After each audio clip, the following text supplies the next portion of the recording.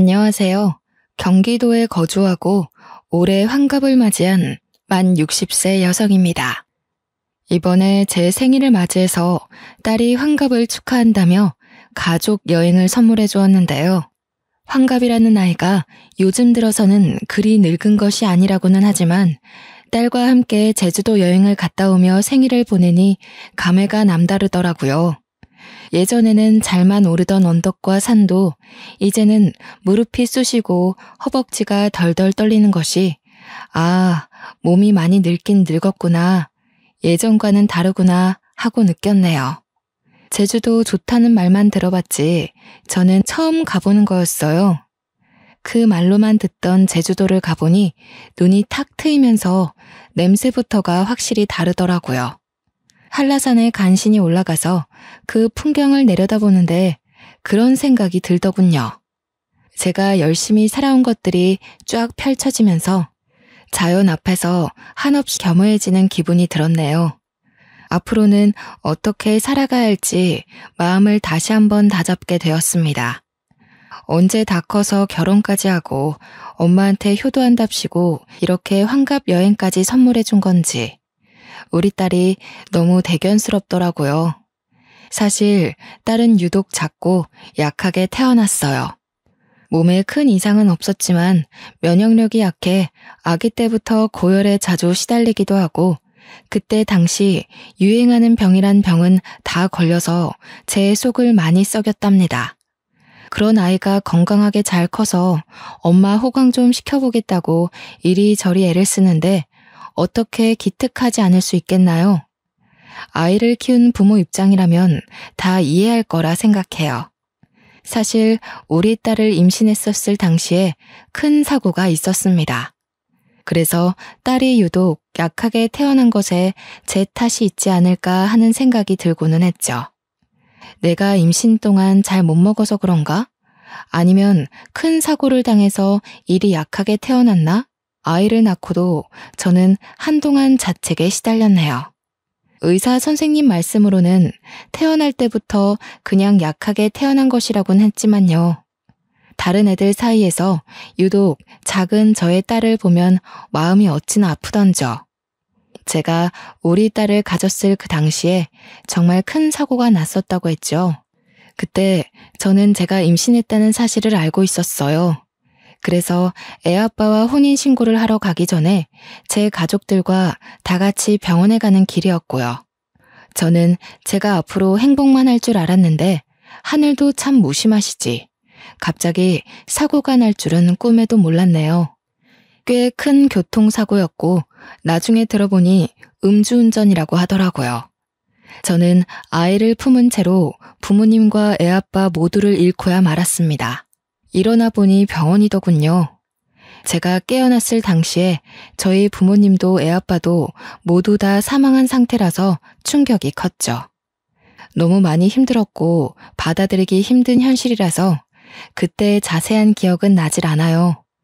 이제야 덤덤하게 말할 수 있는 그런 사정으로 딸을 혼자서 낳고 키우게 되었는데 제가 얼마나 힘들었을지 예상 가시나요? 하루아침에 모든 행복이 다 사라진 듯한 기분이었네요.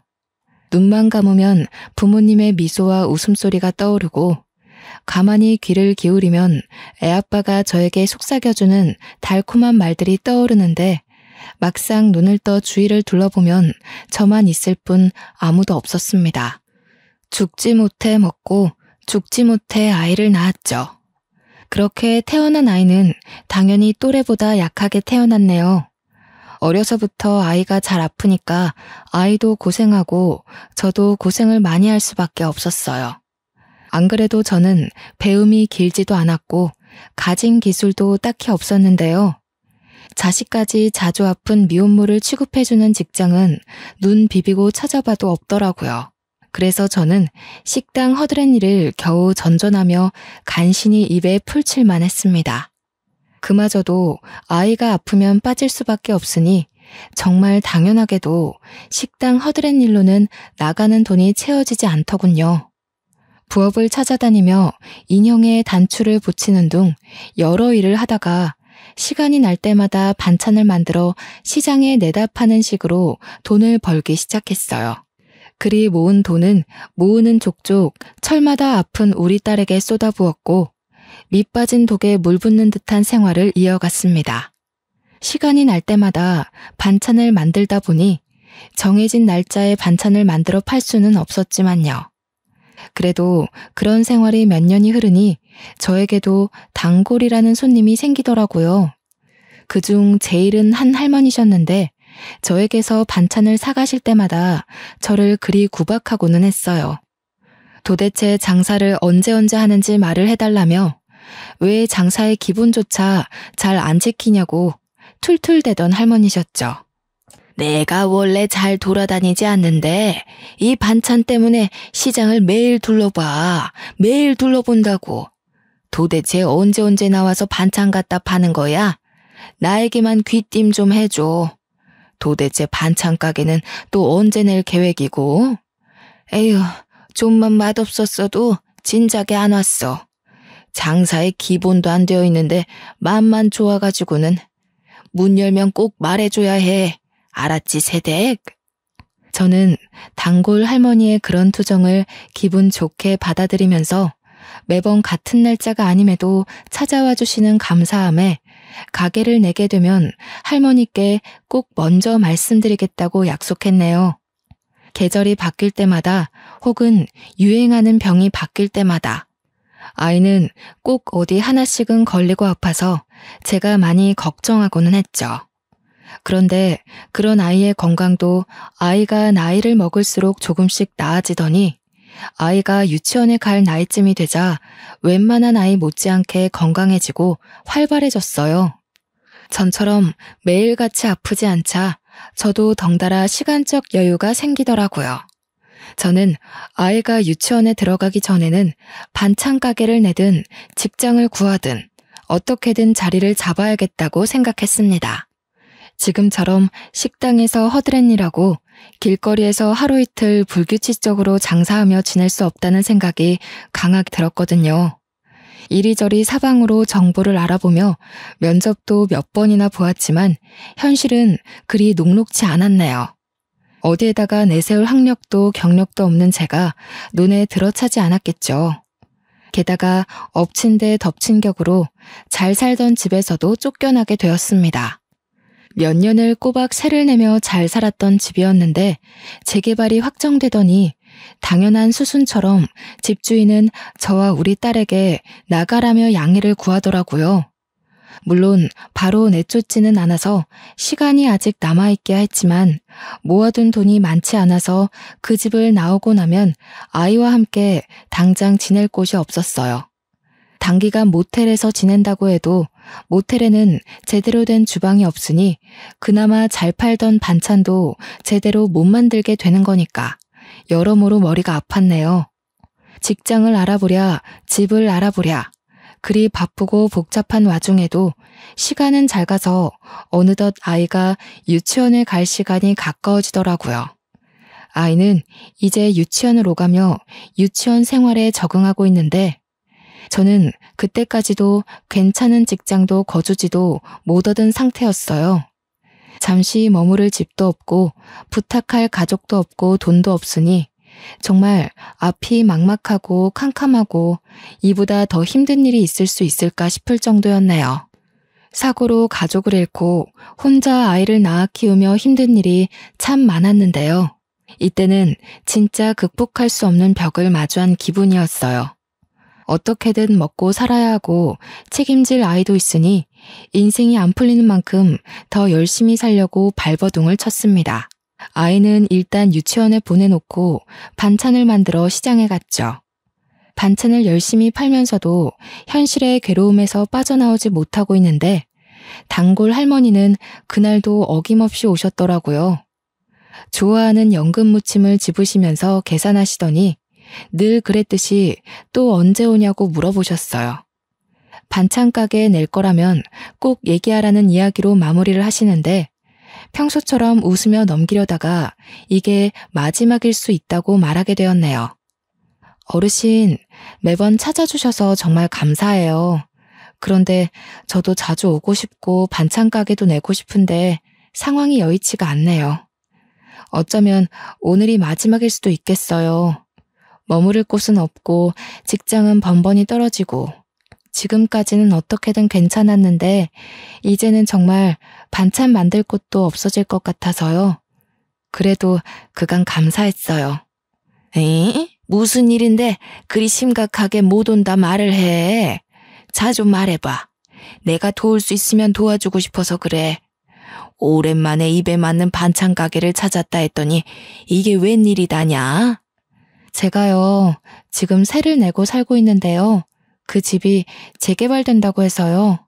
곧 나가야 하는데 아이를 홀로 키우기도 하고 아이가 자주 아팠어서 돈을 못 모아놨어요. 그래서 갈 곳도 없고 돈도 없고 직장을 구해도 저 같은 사람을 뽑아주지는 않더라고요. 어쩌겠어요. 일단 모텔이라도 들어가 묵어야 하는데 그러면 반찬을 못 만들 것 같아요. 단골 할머니는 제 말을 유심히 듣고는 저보고 해결해 줄 수 있다고 당당히 소리치고는 오늘 장사 접고 그대로 본인만 따라오라고 말씀하시더라고요. 제가 그 말에 당황해서 예? 하고 대묻기만 하자 남은 반찬은 본인이 다 살 테니 걱정하지 말고 따라오라면서 제 손을 잡고 어디론가 향하셨어요. 어찌저찌 단골 할머니께 끌려가 도착한 곳은 시장에서 얼마 벗어나지 않은 4층짜리 동네 건물 앞이었는데요. 1층에는 작은 동네 슈퍼마켓이 있고 그 위로는 간판이 붙어있지 않은 걸로 보아 사람들이 사는 집으로 보였어요. 단골 할머니는 그 건물을 가리키며 당당하게 말씀하시더라고요. 내가 여기 건물 주인인데 이 슈퍼마켓도 운영 중이었거든. 이젠 몸이 늙어서 슈퍼마켓을 정리할까 생각 중이었는데 마침 잘 됐다. 새댁이 여기 들어와서 반찬 가게를 내. 슈퍼 한쪽에 방이 따로 또 있어서 살 수도 있고 유치원이랑도 가깝고 나름 괜찮을 거야. 월세는 따로 안 받는 대신 반찬으로 주어. 알고 보니 단골 할머니는 건물을 몇 채나 보유하고 있던 부자 할머니셨어요. 그중 한 건물의 1층 자리에 동네 슈퍼마켓을 운영하고 있었는데 그 슈퍼마켓을 정리할 예정이었다며 그 자리에 반찬 가게를 내라며 저에게 돈도 안 받고 내어주시겠다고 하시는 거예요. 대신 본인이 좋아하는 반찬을 알려주시면서 맛있게 만들어달라고 하시는데 너무나 감사했어요. 염치를 아는 사람이라면 이런 제안을 거절하거나 월세를 제대로 주겠다는 이야기를 했어야 하지만 저는 이것저것 따질 수 있는 상황이 아니었기에 염치불구하고 단번에 단골 할머니의 제안을 수락해 얼른 그곳으로 이사를 했습니다. 슈퍼마켓이었던 1층을 반찬 가게로 바꾸는 과정은 생각보다 많은 게 필요했어요. 모든 걸 새로 바꿔야 했고 설치해야 할 부분도 많았죠. 인테리어는 그렇다 치고 기본적인 틀부터 새로 해야 했기에 만만치 않은 돈이 필요하더라고요. 제가 모아둔 돈을 거의 다 쏟아붓고도 모자라 단골 할머니께서 도와주신 후에야 반찬 가게로의 탈바꿈이 가능했었네요. 심지어 단골 할머니는 슈퍼 안쪽에 있던 방을 개조해 저와 제 딸이 같이 살 수 있는 공간으로 만들어주셨어요. 그렇게 단골 할머니가 하시던 동네 슈퍼마켓은 저의 반찬 가게가 되었고 반찬 가게에 딸린 방은 저와 딸의 집이 되었습니다. 할머니는 반찬 가게 건물의 3층에서 살고 계셨는데요. 저는 너무나 감사한 마음에 할머니가 좋아하시는 반찬을 늘 정성껏 요리하고 매번 집으로 갖다 드리며 할머니와 저와 딸이 모두 함께하는 식사를 자주 하고는 했어요. 할머니는 그만하고 너도 좀 쉬라며 저를 말리시기도 했지만 하루 세 끼 모두 같이 못 먹더라도 한 끼는 같이 먹을 수 있게 노력했고 그렇게 우리 셋은 점차 가까워져만 갔네요.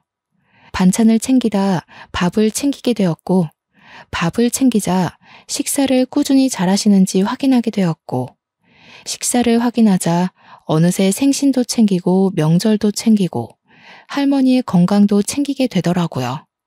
단골 할머니도 처음에야 그만 좀 하라며 저를 타박하듯이 말씀하셨지만 단골 할머니께 익숙해진 저는 그게 단골 할머니만의 애정 표현이라는 것을 눈치 못 챌 리 없었네요. 그리 아니라고 말씀하셨지만 단골 할머니는 많이 외로우셨나 봐요. 그리고 딸을 혼자 키우고 있던 저도 많이 외로웠나 봅니다. 피가 이어지지는 않았지만 매일 얼굴을 마주보며 밥을 먹으니 가족 같더라고요. 저는 언제부턴가 단골 할머니를 어머님이라 불렀고 제 딸은 단골 할머니를 할머니라고 부르게 시작했어요. 어머님은 그런 우리를 보며 싫지 않으신지 아주 그냥 자식 다 됐구만 하고 말씀하시며 아주 가끔 딸과 손녀라고 불러주셨습니다. 저의 반찬 가게는 처음부터 잘 되지는 않았지만요. 시간이 흐르면 흐를수록 단골이 생겨났고 천천히 발전되어 갔어요. 나름 그곳에 자리를 잡게 된 것이죠. 제가 딸을 처음 유치원 보내면서 결심한 것이 어디로든 나와 딸을 위해 자리를 잡는 거였는데요. 그때 당시에는 결코 이뤄질 수 없다고 생각했던 게 조금씩 이루어져 딸이 어느새 커서 초등학교를 졸업할 나이가 될 때쯤에는 저 스스로도 내가 이 동네에 자리를 잡았구나 싶었습니다. 저는 아직도 저의 손을 잡아 끌고 가서 저에게 건물을 소개해 주시던 어머님의 또랑또랑한 목소리와 모습이 눈에 아른거리는데요. 그리 정정하시던 어머님은 어느새 많이 늙어 잘 걷지도 못하시고 기침을 자주 하시더라고요. 저는 그런 어머님을 최대한 정성스럽게 보살피고 있었죠. 요즘 따라 어머님이 늙으신 티가 더 나는 것 같아 건강에 좋다는 것은 모두 해서 먹였어요. 다행히 어머님도 제가 만든 요리들이라면 편식 없이 잘 드시곤 했네요. 그날도 똑같았어요. 그날도 늦은 저녁까지 가게 문을 열고서는 저는 어머님께 바로 갖다 드릴 생각으로 보양식과 기침에 좋은 생강차를 만들고 있었어요. 재료 선택부터 손질, 조리 등등 하나부터 열까지 오로지 저의 정성이 다 들어간 요리라서 제가 반찬 가게에서 파는 반찬들보다 더 정성을 쏟게 되더라고요. 땀을 뻘뻘 흘려가면서 만들다 보니 어느새 마감 시간은 훌쩍 지났고 너무 늦어지는 것 같기도 하고 이제 생강차도 마무리만 하면 돼서 가게 문을 닫으려 밖으로 나갈 때였네요. 간판 불을 끄고 주변을 정리하고 있으니 깡마르고 어린 학생으로 보이는 어떤 여자가 저에게 말을 걸더군요. 저기요, 혹시 이 반찬 가게 오늘 영업 끝났나요? 오늘 꼭 사고 싶은 반찬이 있는데 괜찮으시다면 잠시 열어주실 수는 없으신가요? 그 여자분이 저에게 굉장히 미안해 보이는 모습으로 손끝을 매만지며 말을 하는데 어쩔 수가 없더라고요. 그리고 그 여자분은 며칠 전부터 마감 바로 전에 오셔서 반찬을 구매하시던 손님이라 제가 기억하고 있던 손님이었어요. 마침 떨이 반찬도 몇 개 남아 있었고 생강차도 완벽히 마무리된 상태는 아니라 제가 생강차를 다 마무리할 때까지 둘러보시라고 하고 저는 생강차에 신경을 기울였네요. 만든 생강차를 유리병에 옮겨 담고 설거지까지 마치자 여자가 조심스레 계산을 요청하더군요. 계산을 해주려는데 여자분이 굉장히 머쓱한 얼굴로 떨이 반찬 하나만 내미는 거 아니겠나요? 대수롭지 않게 계산을 해주고 포장을 해주려는데 며칠간 봐왔던 여자의 모습이 순간 머릿속을 스치더라고요. 그러고 보니 늘 그랬어요. 떨이 반찬은 만든 당일에 안 팔려서 폐기 전에 파는 반찬이라 웬만하면 평소보다 더 저렴하게 팔거든요. 거의 재료값만 받으면서 파는 정도인데 이 여자분은 그마저도 고민하다 하나만 사가고는 했었죠. 그게 딱 생각이 나면서 괜히 마음이 쓰이던데요. 결국 나머지 떨이 반찬도 다 가져가라 하고 같이 포장해 주었네요. 여자는 저에게 너무나 감사해하며 고개를 연신 숙였고 여태까지 그랬듯이 다음 날에도 그 다음 날에도 저의 반찬 가게를 마감 시간 전에 들리며 떨이 반찬을 하나씩 사갔습니다.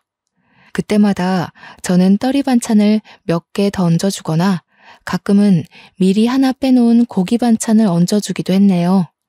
왜 그랬는지는 저도 잘 모르겠어요. 그냥 예전에 입에 풀칠만 하던 제가 생각이 나더라고요.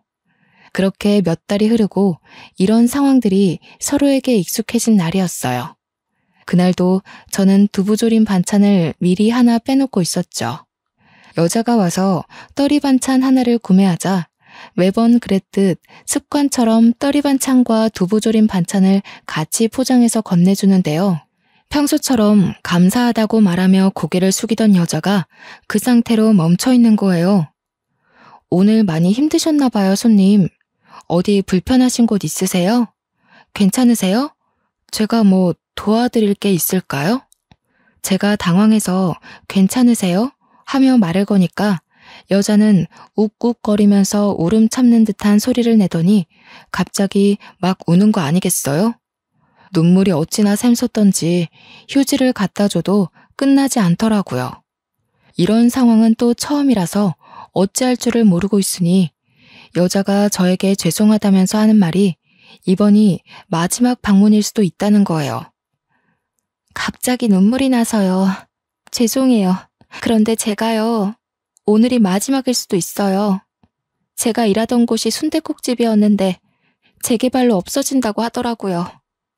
일할 곳이 없어졌는데 제가 오늘이 마지막 근무였어가지고 그래서 그간 너무 감사했는데 눈물이 갑자기 저도 모르게 나가지고요. 그동안 너무 감사했어요. 경황 없이 줄줄 흘러나오는 여자의 말을 잠자코 듣고 있었는데 어린 사람인데도 사정이 참 딱하더라고요. 여자는 고등학교를 졸업하자마자 애를 낳으면서 부모와 연을 끊었다고 해요. 애아빠는 본인이 책임지겠다더니 혼인신고하기로 한 전날 도망갔다고 하고요. 그래서 주변의 도움 없이 현재 3살짜리 아기를 혼자 키우는 중인데 일할 곳 찾기가 너무 힘들었다고 하더라고요. 다행히 좋은 순댓국집 사장님을 만나서 여태 순댓국집에서 일해왔는데 재개발로 순댓국집 건물이 없어지게 되었다고 그러네요. 순댓국집 사장님은 나이도 꽤 있으셔서 이 김에 고향으로 내려가기로 했다고 하고 여자는 일할 곳을 잃게 되어 여기저기 알아봤으나 일을 구하지는 못했다고 그러고요. 오늘이 마지막 근무였다고 하면서 앞으로 이쪽으로 올 일이 거의 없을 것 같다며 오는데요. 어찌나 저의 모습 같던지요. 저도 같은 미혼모였기 때문에 알거든요. 일 구하기 힘들고 하는 일마저 힘든 일이었다는 걸요. 한번 막히면 그 앞을 다시 찾아서 나아가기가 얼마나 힘든지도요. 식당 허드렛 일마저도 내가 아쉬워서 다니다가 피치 못한 사정 때문에 쫓겨나는 듯한 기분을 저도 매우 잘 알죠. 비슷한 경험을 겪어봤기에 동질감을 느낄 수밖에 없더라고요. 물론 저는 사고로 가족을 잃었고 여자는 아이를 가지면서 가족들과 애아빠와 안 좋은 이별을 맞이하게 된 거라 저와는 다른 부분이 있기야 하지만요. 그럼에도 저의 예전 모습과 많이 비슷하다는 생각과 더불어 제 과거 모습이 떠오르는 건 어쩔 수 없었네요. 그리고 어머님이 저에게 베풀어 주신 은혜가 생각이 나더라고요. 저도 딸 하나 저 혼자서 키우고 있어요. 그래서 기분 나쁘게 듣지 마시고요. 제안 하나만 해볼까 하는데요. 혹시 제 가게에서 일할 생각 있나요? 아기 데려와서 돌보며 일해도 괜찮고 근무 시간은 저와 똑같아요. 저는 반쯤은 충동적으로 여자에게 제안을 하나 하게 되었어요. 우리 가게에서 일해보지 않겠냐는 제안이었는데 마침 직원 1명 필요하기는 했거든요. 장사가 점점 잘 되기도 하고 저의 평생 은인이신 어머님의 몸이 점점 안 좋아지는 게 느껴지기 때문이었어요. 당연히 너무 감사하죠. 제가 지금 사양하거나 할 처지가 아니라서요. 스스로 염치 없지만 감사하게 받아들일게요. 정말 감사합니다. 여자는 아니나 다를까 그때의 저처럼 감사하다면서 열심히 일하겠다고 하더라고요. 어머님이 나에게 그랬던 것처럼 나와 비슷한 처지의 사람을 도우니 어머님께 뭐라도 보답을 한 기분이었어요. 저도 동정이든 뭐든 물불 가리지 않고 주어지는 기회를 잡았어야 했죠. 여자는 바로 다음 날부터 부지런하게 나오기 시작했어요. 여자 출근할 때 늘 아기를 데리고 왔는데 아기는 반찬 가게에 딸린 저의 집에 두고서 저와 여자 둘이서 번갈아 가며 신경을 써주기도 하고 둘 다 일해야 하는 바쁜 시간이면 가게에 두고는 바로 옆에서 지켜보며 일을 하기도 했죠. 어떨 때는 어머님이 내려와서 심심하다며 돌보아 주기도 하고 저의 딸이 가끔 가다 아기가 귀엽다며 친구와 놀지도 않고 놀아주기도 했습니다. 어머님은 처음 여자를 봤을 때 그리고 아기를 봤을 때 혀를 한번 차시더니 저에게 네가 그럴 줄 알았다 하시더라고요. 어머님은 저에게 칭찬인지 아닌지 헷갈리는 말을 해주시기도 했어요. 네 입도 풀칠하기 힘들겠는데 너랑 똑같은 애 데려와서 먹여 살리려고 하는구나. 에휴, 그래. 사람이 서로 도우며 살아야지 뭐 어떡하겠니. 잘했다. 나도 너를 외면할 수 없었듯이 너도 저 사람을 외면할 수 없었겠지. 사람은 모두 다 그러고 사는 거다. 저 사람도 나중에 누군가를 도울 수 있겠지. 어머님이 저를 도와 새 인생을 살게 해주셨듯이 저도 여자를 도와서 여자가 새 인생을 살 수 있게 해줄 수가 있을까요? 돕기야 했지만 어머님이 저에게 베푸셨던 그 은혜만큼인지 확신이 들지는 않았네요. 여자는 일을 야무지게 잘하더라고요.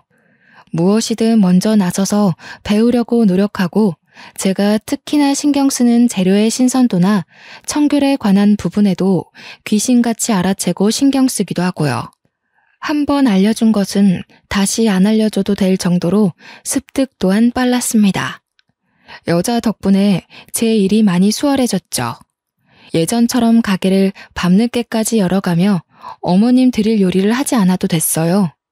여자가 가게 일할 동안 저는 어머님을 위한 요리를 하기도 하고 어머님과 같이 병원에 가서 약을 타오는 등 시간을 알차게 쓸 수 있었기 때문이에요. 좋은 점은 수없이 많았지만 나쁜 점이 없지는 않았어요. 충동적으로 뽑은 만큼 처음에는 저도 여자에 대해서 잘 모르는 부분도 많고 서로 안 맞는 부분이 있었거든요. 그렇지만 우리는 서로를 배려해가며 맞춰갔습니다. 아기가 아플 때면 저는 여자에게 얼른 퇴근하고 병원에 가보라며 등 떠밀기도 했고 어머님이 아프시면 여자가 저에게 어머님을 돌봐드리라며 등 떠밀기도 했어요. 서로가 비슷한 사정이니 금세 친해지게 되더라고요. 어머님과 저 그리고 우리 딸까지 셋이서 먹던 저녁은 여자와 아기를 포함해 5이서 먹게 되었고요. 처음엔 어색해하던 어머님도 싹싹한 여자의 태도에 적응을 빠르게 하셨어요. 저 혼자 요리하고 설거지하던 것도 여자와 둘이서 나눠서 하니 착착 진행되고 얼마나 수월하게 끝나던지요. 여자에게 도움을 주려고 같이 일하자고 한 행동이 되려 저에게 도움이 되는 듯 했네요. 피가 이어진 가족은 아니지만 끈끈한 인연이 닿았다는 생각이 들었어요. 마치 어머님과 저 그리고 여자는 엄마와 자매 같다는 또한 잠시나마 했습니다. 어머님도 북적북적한 분위기가 싫지 않아 보였어요. 오히려 어린 아기까지 있으니 힘이 더 넘치시는 듯 보이기도 하셨네요. 그런 상황에서 여자가 저를 잘 따라줘서 얼마나 고맙던지요. 그렇게 1년이 지났을까요? 잘 모르는 남에게 도움이 되려 했던 저는 오히려 행운이 굴러들어온 것 같았네요. 시간이 지날수록 친해져서 제 딸은 여자를 이모라고 부르며 좋아하게 되었고 아기는 제 딸을 누나라고 부르는 사이가 되었어요. 단골 할머니인 할머님은 아기와 내 딸의 할머니가 되어주셨고 저와 여자, 어머님은 어느새 가족이 된 듯 싶었습니다. 그렇게 아무런 반전 없이 행복하기만 했다면 얼마나 좋았을까요? 예전에도 제 인생에 행복이라는 게 찾아온 듯 하다가 결국 한순간의 사고로 가족을 모두 잃었단 말이에요.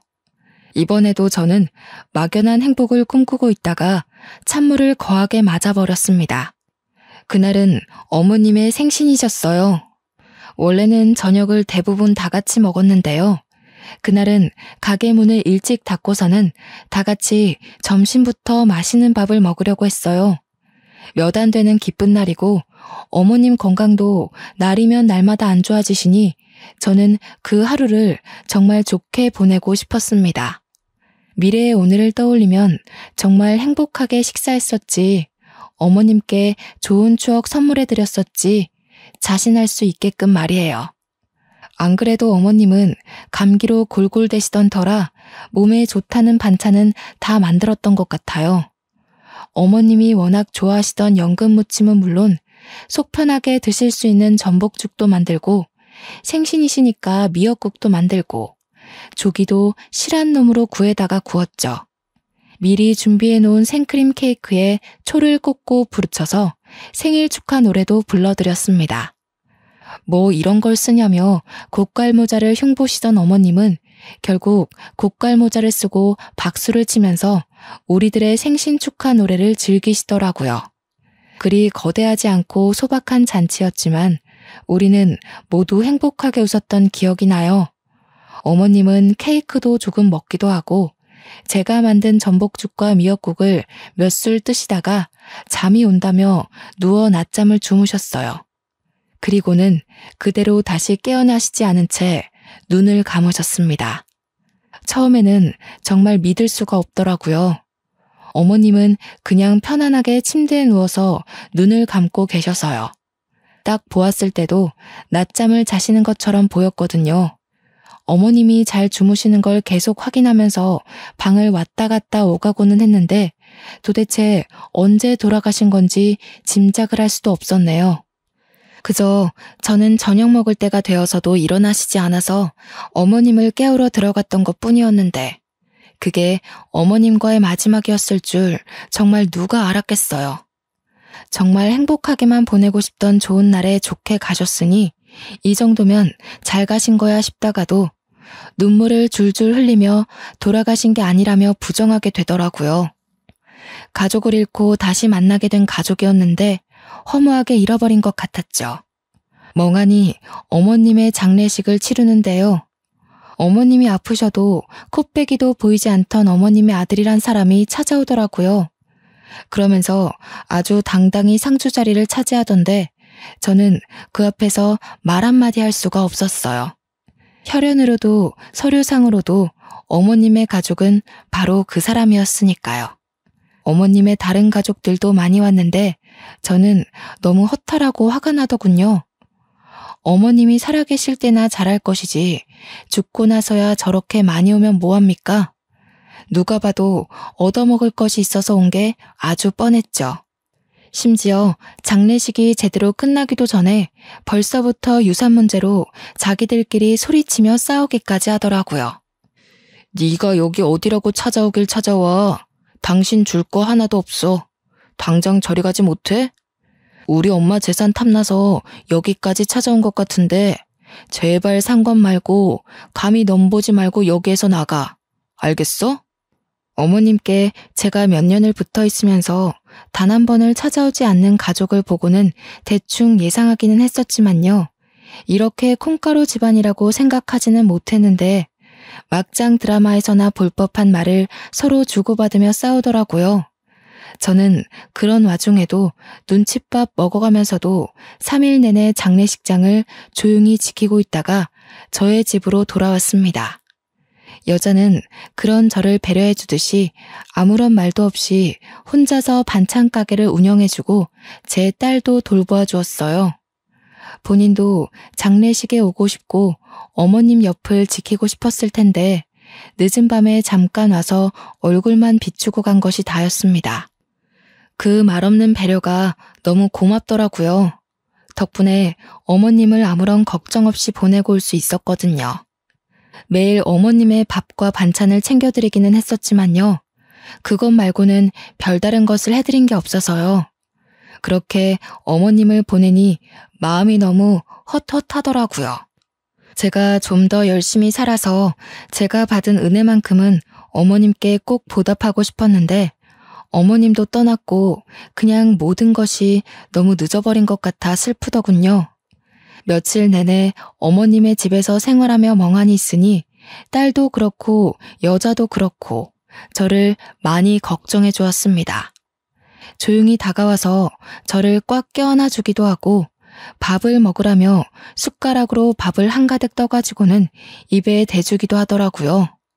그러면 저는 기계처럼 밥을 먹고 어머님 집을 청소하면서 어머님의 남은 빈자리를 확인한 듯한 생활을 이어갔죠. 일주일이 지났을까요? 한 달이 지났을까요? 달력조차 보지 않고 흘려보낸 시간이 많아 가늠조차 할 수 없더군요. 어머님의 집에서 냉장고 정리를 하다가 제가 드렸던 연금 무침을 보는데요. 어느새 곰팡이가 쓸어 있더라고요.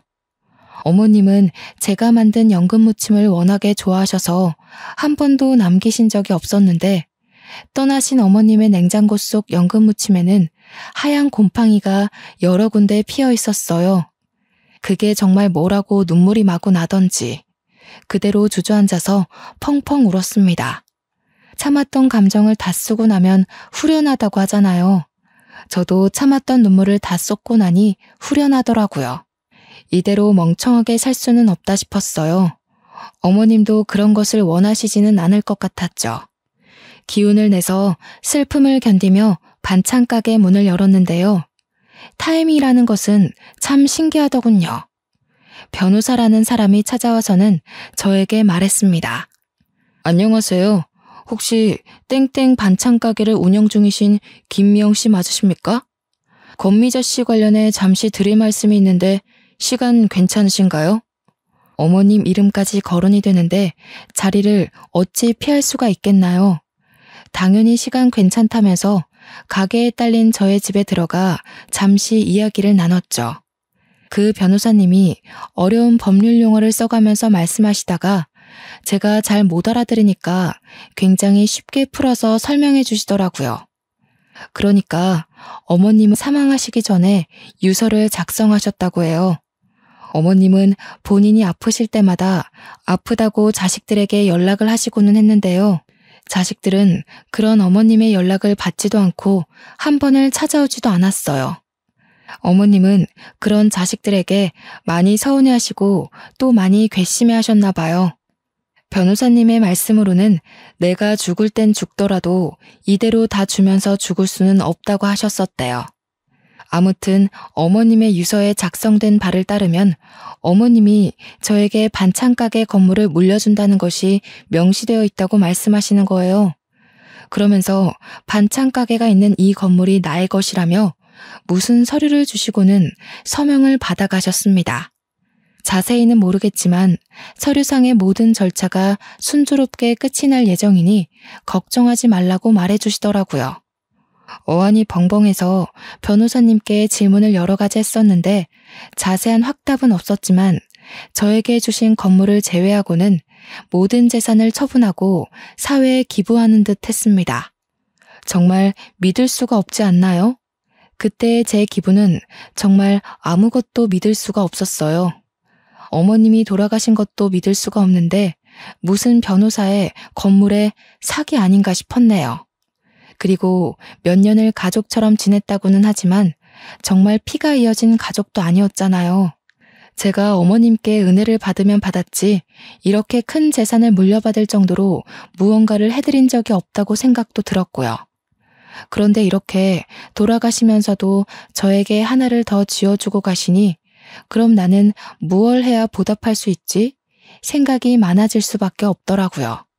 당연하게도 어머님의 가족이라는 분들은 매번 반찬 가게를 찾아와 행패를 부리고는 했습니다. 다 늙은 노인네 어떻게 꼬셔서 재산을 가로챘냐느니 어쩐지 장례식에 3일 내내 붙어있더니 이런 속셈이 있었냐느니 험한 말을 여럿 뱉어내더라고요. 저는 변호사님이 주고 가신 명함 전화번호로 연락을 취하며 장례식에서 못 뱉던 말을 그제야 한마디 당당히 내뱉을 수 있었네요. 너네들이 자식이긴 자식이야? 어머님이 아프시다고 전화를 걸어도 받지도 않고 무시만 하더니 돌아가시고 나서야 찾아와서는 재산 내놓으라고 큰 소리만 치고 정말 너네가 어머님 자식 맞아? 난 어머님과 피는 이어지지 않았지만 그래도 내가 입은 은혜만큼은 갚으려고 애를 쓰며 살았어. 이건 어머님의 결정이야. 누구도 뭐라 못해. 어머님의 자식들에게 말을 내뱉으면서도 마음이 좋지는 않더라고요. 그래도 유서에 남긴 어머님의 뜻을 지키려고 했습니다. 어머님은요, 늘 말씀은 인색하게 하셨지만 마음이 참 따뜻하고 여린 분이셨어요. 저에게 반찬 가게 자리를 물려주셨던 어머님은 제 아이를 친손주 마냥 예뻐해 주시면서 간식 하나든 장난감 하나든 뭐 하나라도 더 쥐어주시려고 하셨죠. 돌아가시면서도 저의 반찬 가게 자리를 지켜주며 떠나신 어머님은요, 누군가는 그저 재산을 물려준 것이라며 말할 수도 있겠지만 저에게는 돈을 떠나서 돈으로 환산할 수도 없는 것을 물려주신 분이에요. 제가 괜히 은인이라며 은혜를 입었다며 했겠나요?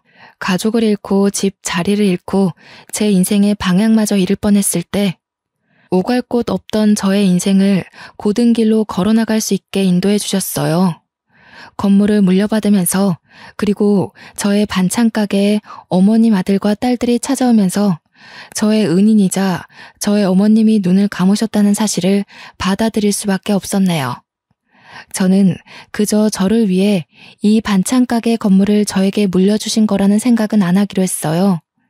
늘 말씀보다는 행동이 먼저이셨던 어머님이셨기에 이번에도 그런 것이라 생각하기로 했고, 이 재산 말고는 사회에 기부하셨다고 했으니 그것에 더 뜻이 있다고 여겼거든요.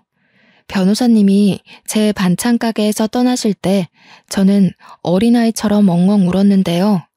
그런 저를 여자가 안아서 달래주기도 했지만 제가 쉽게 그치질 않자 옆에 있던 저의 딸과 여자의 아이는 왜 우냐며 저와 같이 엉엉 울어주었어요. 그렇게 펑펑 눈물을 쏟아내면서 저는 다짐한 게 하나 있습니다. 바로 어머님께 부끄럼 없이 살 거라는 다짐이에요. 맛있게 드셔주시던 단골 할머니이자 저의 어머님은 이제 세상에 없지만 저는 더 열심히 반찬을 만들기 시작했어요. 다행히 열심히 하면 할수록 감사하게도 손님들의 반응이 좋더라고요. 일에 매달리면서 어머님에 대한 그리움을 덜어내려고 애를 썼네요. 그렇게 저는 여자와 함께 가게를 운영하면서요, 반찬 가짓수를 늘리는 데에 만족하지 않고 때로는 반찬을 따로 더 만들어 도움이 필요한 분들께 나누어 드리기도 하고, 시간을 내어 오갈 곳 없는 분들에게 아침 식사를 무료로 제공하기도 하며 뜻깊은 일들을 하려고 했습니다. 아무것도 모르는 남들에게 베푸는 게 말이야 쉽지 정말 쉽지 않더라고요. 동네에서는 아무것도 받지 않고 나눠주려고 하는 저를 이상하게 쳐다보기도 하고, 때로는 왜 본인은 공짜로 안 주냐며 뭐라 하시는 손님분들도 계셨어요.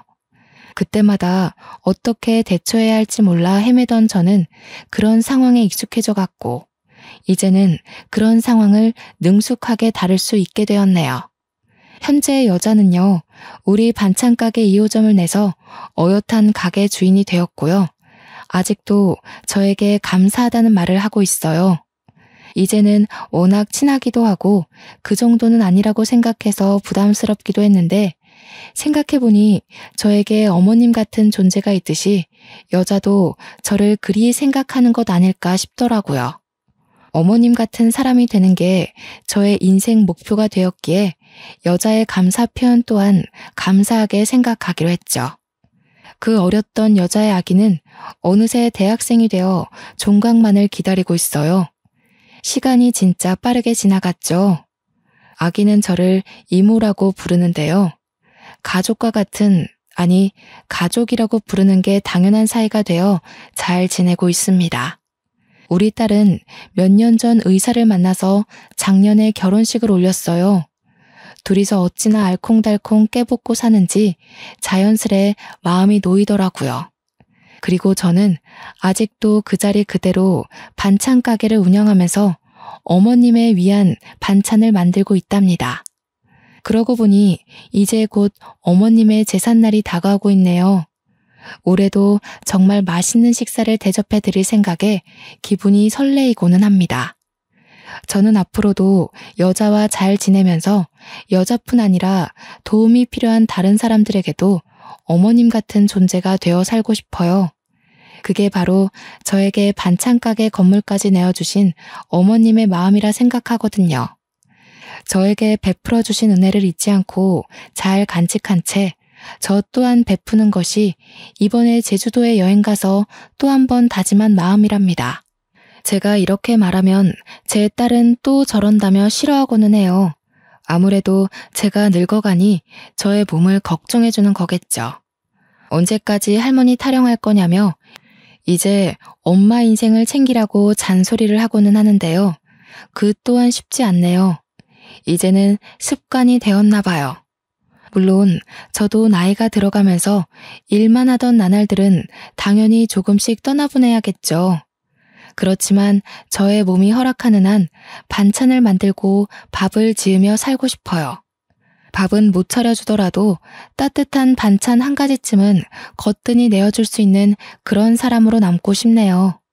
제 이야기 꽤 길었던 것 같은데 재미있으셨나요? 여러분들은 어떤 사람으로 남고 싶으신가요? 서로를 도우며 살아가는 따뜻한 사회를 꿈꾸며 저는 이만 글을 마치겠습니다. 제 사연 들어주셔서 감사하고 우리 꼭 같이 행복해져요. 감사합니다.